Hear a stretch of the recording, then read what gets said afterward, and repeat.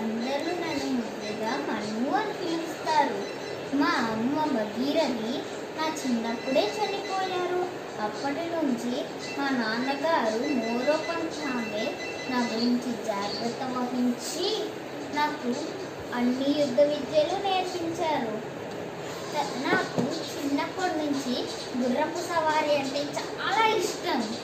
నా వివాహం ఝాన్సీకి రాజైన గంగాధర్రావు నివాల్కర్తో అయ్యింది.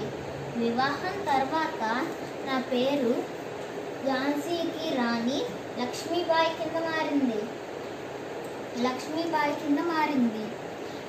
నా భర్త చనిపోయాక రాజ్యభారం నేను తీసుకున్నాను.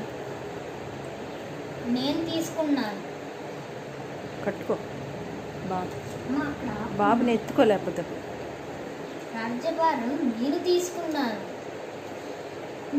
మన దేశ స్వతంత్రం కోసం పోరాడాలి.